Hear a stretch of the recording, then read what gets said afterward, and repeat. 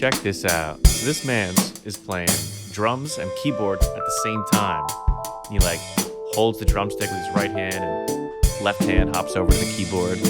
I wanted to interview him to get some tips out of him, how he starts doing this, and even give some tips later on how to get started with playing drums and keys at the same time. You want to challenge yourself a little bit. And yeah, he shares, how he kind of makes money as a creative, as well as some different avenues he's going down for practicing and things like that. And since he was doing drums and keys at the same time, I was like, all right, I can't just play keys with him. So I was trying to play keys and bass along the same time with him. So yeah, try some things out. Some things fail, some things work. Trying out some live looping. So check out this conversation for some cool insights on how to take your playing and creativity to the next level. Cheers.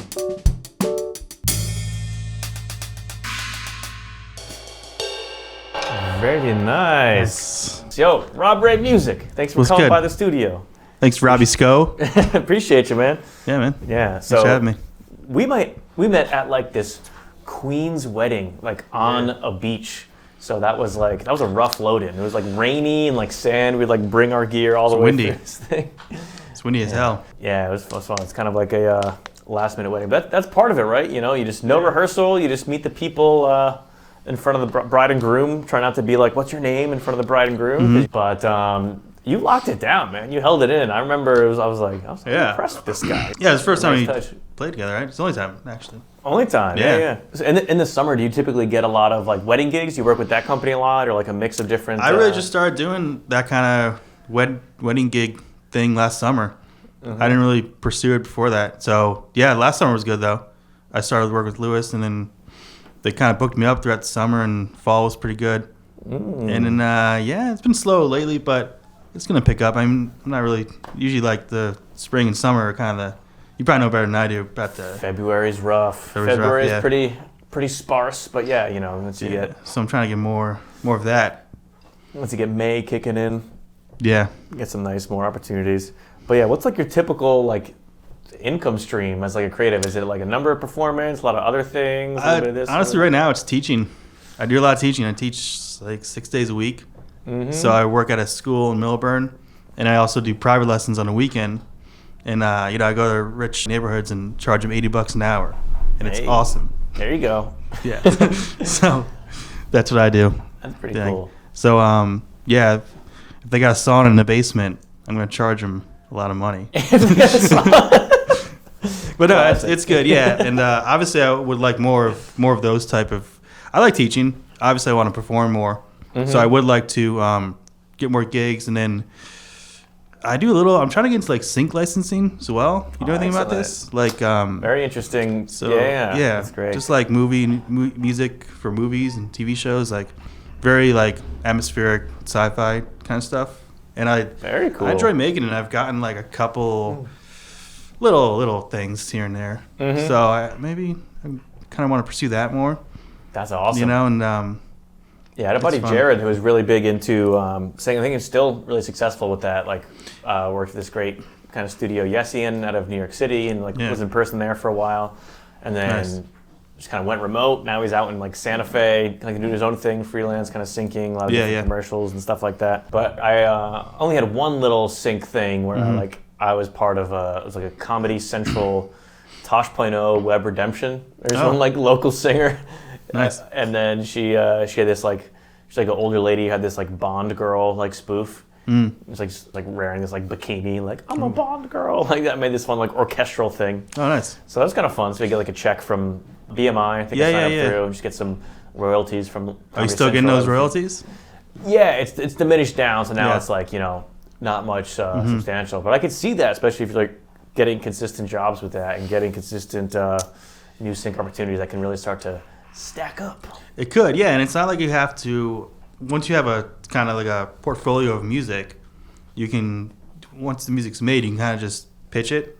So it's not like have to constantly be making new music. I mean, it helps, but like you don't have to like create a fan base. They don't care how your marketing is, as long as you're like can pitch it to them, So it's not like this whole like artist thing. You can kind of just make the music, and if it's what they need, so. Yeah, doing a little bit of that. Just sort of one avenue that I'm working on. Oh, that's awesome. And you're talking about like the sci-fi thing. Is that almost like a similar patch to what you got on here? Why don't you play that keys for a little bit and see what patch we got up there? So I use a lot of like arpeggiators. Oh yeah, arpeggiators to kind of keep the it's just like going. sort of like the Stranger Things type vibe, but I do my own little twist on it, And then maybe some like ambient stuff, like sci-fi ambient stuff like this, I was really impressed with the recent Stranger Things, not even just for the soundtrack, but also the sound effects. Like, and sometimes they tie together. Like, sometimes I can't tell, like, is this like sound like some sort of like diegetic or like meant to be coming from the actual movie or the show, or is this actually in the track? And I listened back to like the soundtrack on Spotify for Stranger Things. I'm like, oh, that like clicking is like part of the synth. Or whatever. Like, that adds so much tension to it. It's like when I was like getting inspired, I was listening to that soundtrack. And I was like, this is like, you can tell how much that makes that all music adds to a show or movie. It's like it's wild. So and I just for me, like I like that kind of music. I like making it because I'm not like investing my soul into it. I'm making a genre of music. I'm not like, I don't care if it's changing the rules or whatever. Like when I'm making my own original music where I'm singing and stuff on it, I'm like, oh, this has to be like, changing music forever. Like I'm also just more personal. So it's like, I like that I can step back and just make music. It just sounds cool. Oh yeah, that's awesome. Yeah. That's awesome, man. Yeah, so here on the Robbie Sco YouTube channel, we have entered season 1 of How to Not Suck at Drums. Ooh, so cool. I'm glad to have you here. Season I'm 1, nice. Interviewing a bunch of people. So like I'm doing like season 1 of all these different instruments, how to not suck at this instrument. Because then in August, I'm going to this Corey Wong summer camp called Syncopated Summer Camp. Okay. There's a bunch of great players there, like Nate Smith and Joe I love Nate Smith. Like Larry Carlton and Mark Lettieri and a bunch of great players. So like, I'm gonna like study and like interview some of my friends and local musicians and talk about the things that have helped them kind of grow as they're playing. And then season 2 will be after, where I'm kind of implementing some of their tips and stuff like that. Okay. So that'll be pretty cool. But one thing that really inspired me about you is I see you playing some keys and drums and SPDSX kind of at the same time. So tell me about that. Yeah, so that's sort of my my experiment.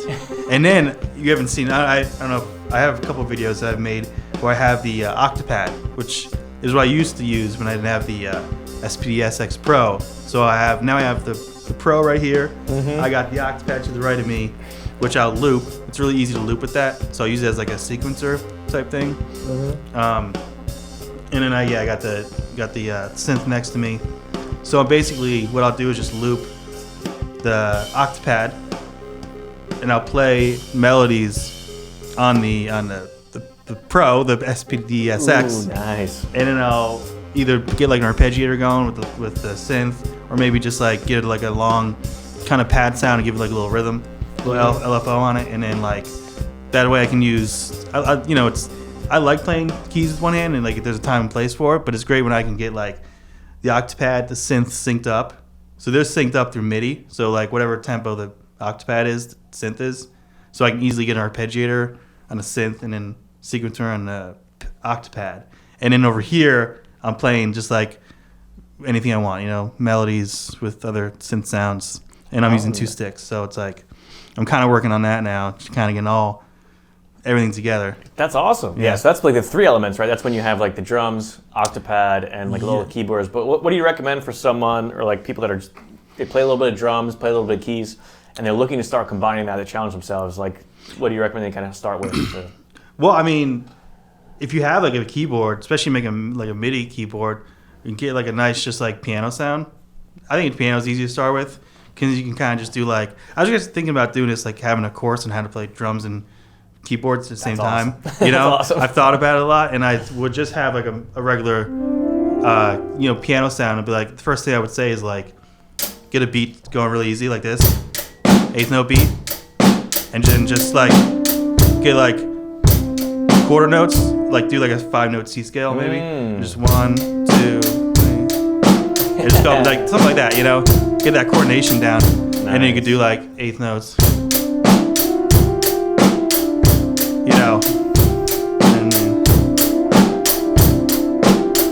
and like, but keeping this steady.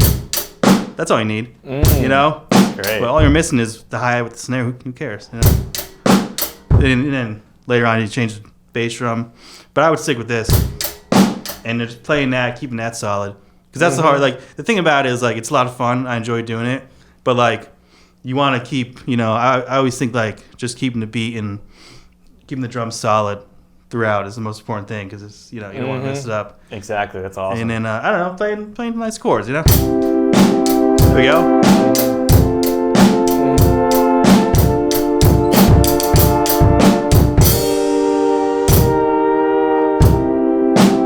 You know, that's awesome. Little chords are good. I like holding down chords and playing, because then you can kind of just hold it down and do a little bit more on the drums. That's great. So, yeah, like two musicians that come to mind when I think about this kind of inspiring setup where it's like drums and keys or multiple things. Yeah. One of them is Nate Wood. Are you familiar with Nate Wood? Of course, yeah. Yeah, he's a beast. So he does. What does he do? He does like some longer, like sometimes it's like an arpeggiator where he just plays it because this like the broken notes going back and forth, like whatever, like on like a synth patch going back and forth. Yeah. But then sometimes he'll have chords too, right? Like what's like his keys? His keys setup. So he's got him. He has them to the right of him, and he has two synths. So like I've seen him. He'll hit like a long chord with a lot of release on it, and he'll just have that ring out. And then maybe we'll put like a little like tail end LFO, so it has a little movement at the end of the release. Yeah. And then I've seen him use. I guess maybe he uses a loop, not a looper, but I guess like a sequencer. Mm-hmm. He has something going, but then he's got the bass too, so he's like holding down the bass line with that. Bass line, yeah, exactly. And he's doing a lot of like hitting. Like I don't like doing this, you know, like I don't like doing that too much. Have a drumstick in my hand. And like reaching over and like playing with the drumstick in your hand. It depends what kind of thing I'm doing, but like he does a lot of that. So he'll like play and then he'll hit something and then go back to like play something insane. And he's so good. Yeah, it's awesome. Like just seeing you play with the drums and the keys. Mm-hmm. Like, I want to jam with a dude, sneak into some jams, do some stuff. But I'm like, I can't play just the keys. When he's playing drums and keys, it inspired me to like pick up some bass too. Yeah. Like what I noticed with Nate Smith, at least maybe the way I'm playing, it's like on the fretted notes with like a normal pickup, maybe I still get more power when I'm actually using my right hand to pluck. So maybe we got Batman on the ones and twos here. Thank you, Batman.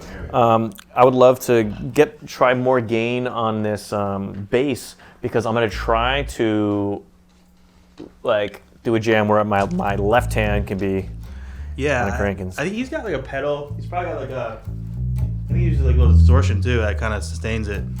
You know? Ooh, that's kind of cool. I think that's what he does. It sounds like he's got something like maybe a compressor that he uses to kind of like. That's smart. Yeah, so you have a compressor that can like boost up the signal in general, so you're not always hearing go away. Like even that's better. But I just got to be careful because if I forget and dig into it with my right hand with this new gain, I might clip it. Right. So that's something I'll be conscious of. But yeah, it's a cool concept because you hear about in the author world, it's like, what do you use? Use a pencil or a pen or a typewriter or a MacBook. It's like, it doesn't matter, just write, just write the thing. So it's kind of cool. And like, I'll get slack sometimes, probably you get slack sometimes too, where it's like, oh, you're just a drummer, you should just drum. Oh yeah, people tell me all the time. And it's true. I mean, the best thing I am at is drumming. Like that's my core thing. So like, and that's, of course, like that's like what I, it's how I kind of partly make a living. So it's like I'm not drumming. This is just my setup that I have. It's for me, it's a great way to express myself, while still playing drums, and like I love writing music. I love synths and using samples. So it's like I don't know, who cares? But a lot of people are like just like focus on drums or Yeah, it's helpful. You can even correlate it to like a business thing. Like if your business thing, like maybe you have someone for ads and someone for this, but at the same, you still want to know about it. So even if I recording original music in the future, if I play everything for a demo and still eventually get like a pro bass player to play on it or like a pro drummer to record on it, but it's like even just knowing these instruments better, I feel like there's a way you know it better. You can like get closer to where you are, and then some of the stuff you can kind of do yourself. So like there's benefits to kind of knowing different tools. I'm not going to pick up a saxophone anytime soon, but locking in the rhythm instruments like guitar, bass, piano, drums. I like that. I like that flow. Of course, it's good. It's definitely good to know, and even just to make your own demos, and then later on you get professionals on there. So Exactly. Yeah, so let's try it out. I'm going to try to just use this left hand to keep rocking on here.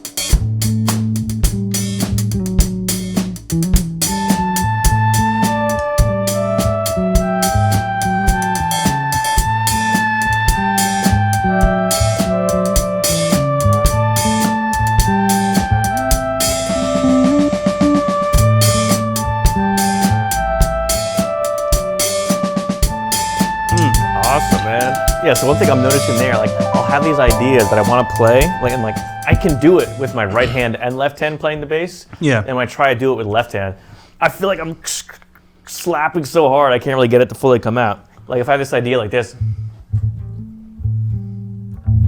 and I try to do it with just the left hand, with my current technique, I can't quite get it to pull through. That'd be something awesome to work on. And be careful because even when I like hammer on and off with this A string, sometimes it'll just like bleed through instead of go through. So that's a hard thing. Nate Wood's a motherfucker. Yeah, do that and play drums at the same time. You know? Crazy. Nuts. That's awesome. But another person that makes me think of with this kind of multi-instrument setup is Elise Trow. You know her? And she does more kind of like live looping type thing. Yeah. So it's like a different thing where instead of at the same time, she has everything programmed in like through Ableton. Right. And I think she does like, I think she uses like MIDI clips where it's like, you know, she knows it's going to be like, all right, 8 bars, it's going to be doing this. And then I have 4 bars to get over the next instrument and then start recording. That's and cool. So it's like this sequence, like she knows where it's going to be different things.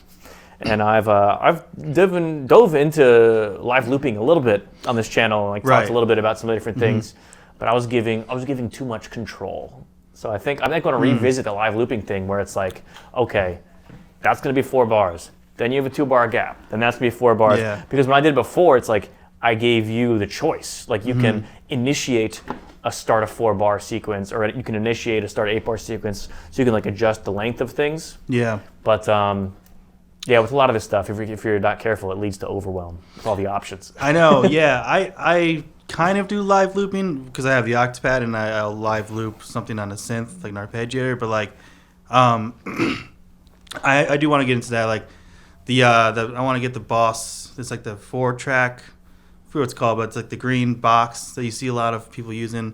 Oh, cool. But like, I use the Boss RC505. Is that the little red box one? I think so, like red circles, red and green circles. circles. That's what I'm thinking of. I want to get that. I used the Boss like little stomp box thing, and I tried to use it for the synth. I just never could get it to like really sync up with everything. Mm-hmm. So, but yeah, I don't know. Like I do want to get into the looping thing. I do a little bit of it, and I don't have Ableton, so like I know everyone tells me to use Ableton, and like what I like about my setup is like it's kind of old school in a way where I'm not using a computer other than just to record everything. Oh, interesting. Yeah, Wow. so I'm kind of using everything, analog, I guess. So it's like Then you can almost get gigs with that thing more easily. You don't have to bring a laptop. that's true, kinda but then I also have to bring like a lot of other stuff. Oh yeah. But that's true. no more than a regular full band though, right? So, yeah. But I do I do find myself thinking I wish I could loop this chord progression, and then use two hands, and then you actually can't really loop that well on the SPDS SX. It doesn't allow you to live loop. Dang. You can like sample stuff, but then you have to like sample it and then like make sure it's it doesn't like the aux pad like you can quantize pretty easily. So it's like that's the only thing with SPDSX. It's like you can't really live loop that well. But then again, if I find something I like, usually I'll just go and make it later, and then I'll put it in there, and now I have so it's not live looping, but I'll make loops or like record them, and then I'll go recreate them in Logic, and then you know what I'm saying. So I'll take that, Yeah, and then kind I'll of rebuild it. Yeah, and then I'll take that. I can take that loop and then put it onto one pad on the Just trigger it. With the, yeah. So this is what I do a lot. I just make my own sequencers and sequences and then play over those. So, but yeah, the looping thing is something. I mean, it's very popular too. Everyone loves a good loop video. Yeah, exactly. And I'm not fully equipped to show you this, but I'll show you a little bit right now. Before you go, I want to respect your time. It's 2:30. You got to go at 2:45, right? Yeah, I got children to teach. I got to teach the youth of America how to Lives music. to change. That's right. Amazing. Yeah. We can try to. We're recording now. I think we're at 100 BPM. So we're gonna we can keep everything recording, but so we're gonna go into what's called session view. So you'll see. You just hit the tab, and that's actually yeah. Let's turn on the metronome. See if we can hear that sucker. Excellent. Cool. So and then let's just think about like a 4-bar progression. We're gonna loop a 4-bar progression on there. So we're not gonna do it like super live or anything. So like this is recording, and yeah, just plan out, just jam out for a little bit, and let me know when you have like a 4-bar progression you want to loop.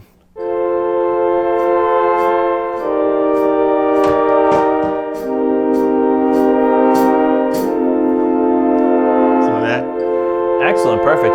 So the way this works now, just to test it, okay, so it gives you a bar, and then boom, it starts recording. And then on the 4th bar, Batman, if you could hit the play button where it's red right now, ready, now, hit it.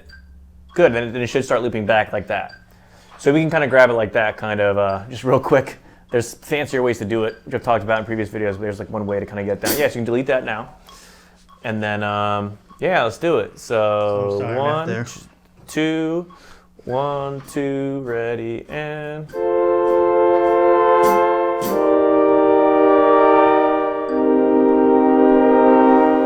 Now click the button.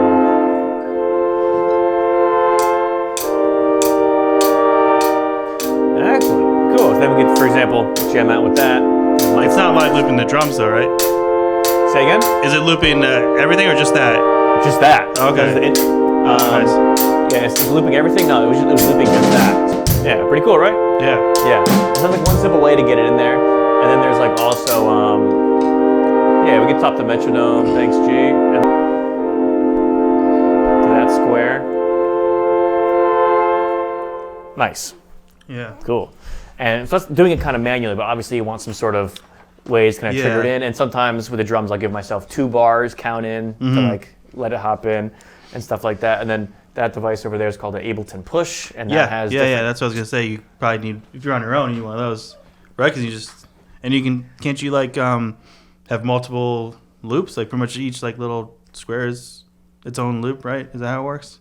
Yeah, and so so like your drums are grouped. They're not. It's not like one individual track for the group. So like, could actually theoretically try doing a drum loop. In fact, that might be a fun experiment to do right now. And then we'll go teach our respective youths of America. That's right. How to music. Do you have any students doing any kind of like production or like keys and drums type stuff, or it's more just drum students? I have some students that are multi-instrumentalists, which is kind of cool. Like teaching little bass, little keys. I'll do like a little, like half and half maybe. Because I teach piano and beginner guitar as well. So like, I have a lot of kids that split it. Maybe like, you know, do like in half an hour each or something. I don't have any hybrid drum students though. That's what I need. I need to teach kids. I'm trying to get that. That'd be really cool. Yeah, so that might happen from your YouTube channel. So yeah, shout out your YouTube channel real quick so people know how to find you. Rob Ray Music. Pew, pew, pew, pew. Yep, and there's a couple of them. I'm not the country guy or the hip hop guy, but there's only 2 others. So I'm there though. Nice. I'm there. Nice. You'll find me. I need like a stage name. You know, like right. It's just I need some. If anyone's got ideas out there, mine is Recurve. Recurve. Somebody called me that once, and I was like, that's kind of cool. I like that. Yeah, I need something like that's unique. Like my band I used to have, I'm turning into like a sort of a solo project, but we were called Moon Rabbit Retreat. So that's a unique enough name where like if you looked it up, you could find it pretty easily. So, and then so I was thinking about just becoming Moon Rabbit Retreat. That's pretty cool. That's sort of like my original music project. Yeah, it sounds like you can get yoga gigs with that. Yeah, it's pretty whimsical. That's cool. That's cool. All right, let's wrap up by doing this cool little experiment because I've always wondered if or how this would work. So it's essentially going to be a similar process, but on Ableton, you're going to shift select all of the drum tracks. So everything within the hybrid drum group, which is like your kick mic, snare mic, hi-hat mic, ride mic, and the 7/8 drums. Yeah, so shift select all of those. And then we're going to try to click one of the dots, and it should start triggering all of them. And we could theoretically loop. And just in this loop, if you could, just make sure you include at least some of the hybrid kit so we see if that's recording. Can I continue looping over it? Like if I started looped one of the toms, and then that loop goes, and I keep looping with.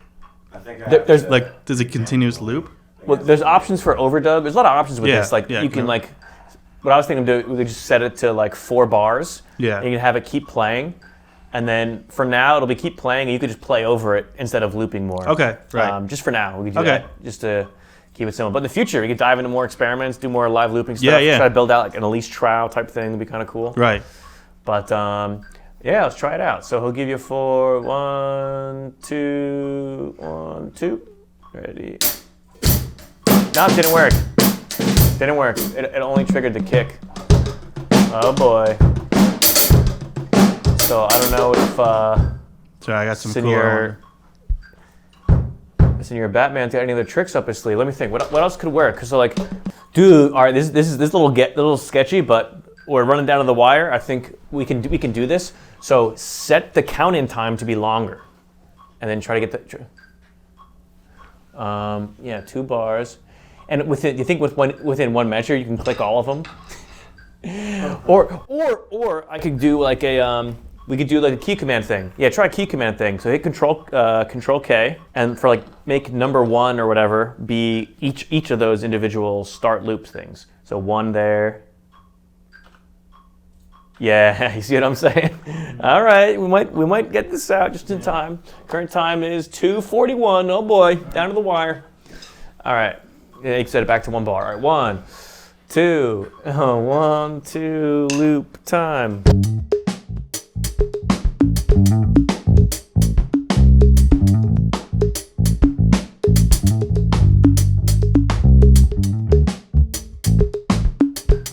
We did it! Yeah. Nice. Yeah, turn off the Met, and then we can jam with it without the Met, and then we'll call it a day. Here we go.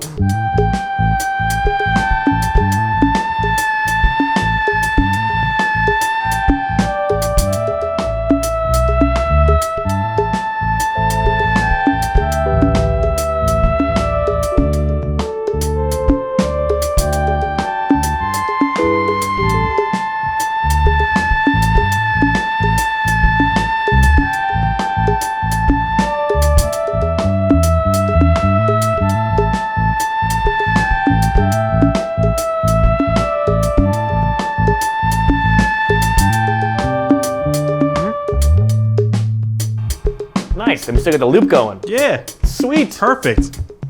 We figured it out. Nice. Awesome, cool. Yeah, thanks for coming on, man. Yeah, thanks for having me. Great seeing you again, bro. Yeah. Good times. Cheers. We'll catch you next time. Yeah. Rob Ray Music on YouTube. right. And maybe subscribe if you're into it. Yeah, and like and subscribe and And keep practicing. Keep practicing. There's always more mountains to climb to challenge yourself. that's right. Hey, that's inspiring. Hey, That's good try. Good quote. All right. Can I use that quote? Oh yeah, take the quote. Nice.